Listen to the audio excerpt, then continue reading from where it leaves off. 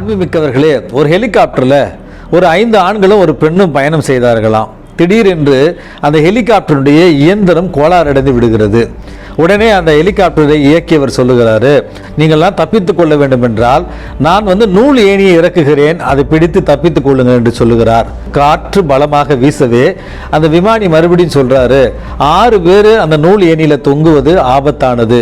இந்த 6 பேர்ல யாராவது ஒருவர் உயிர் தியாகம் செய்ய வேண்டும். 5 ஆண்களுமே பல்வேறு சாக்கு போக்குகளெல்லாம் சொல்லி எங்களாலாம் குதிக்க முடியாது, எங்களுக்கு வேலை நிறையா இருக்குது, நாங்கள் உயிர் வாழணும் என்று சொல்லுகிற நேரத்தில் அந்த ஒரு பெண், வழக்கமாக நாங்கள் தான் பெண்கள் தான் தியாகம் பண்ணுறோம், வேறு வழி இல்லை, சரி உங்கள் 5 பேருக்காக நான் தியாகம் பண்ணுறேன், நான் குதிக்கிறேன்னு சொன்ன உடனே ஆர்வ கோளாறுல அந்த 5 ஆண்களும் கைத்தட்டினாங்களாம். சத்தமாக கைத்தட்டின அடுத்த நிமிடமே அந்த 5 ஆண்களும் நூல் கயிறை விட்டு கீழே விழுந்து விட்டார்கள். ஆனால் இந்த ஒரு பெண்மணி மட்டும் தப்பித்து சென்றதாக ஒரு நகைச்சுவை ஒன்று வாசித்தேன்.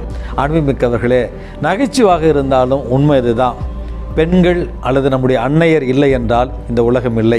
இறைவன் இந்த உலகத்தில் நேரடியாக வர முடியாத ஒரு காரணத்தினால தான் பெண்களை படைத்திருக்கிறான் என்று ஒரு கவிதையில் வாசித்தேன்.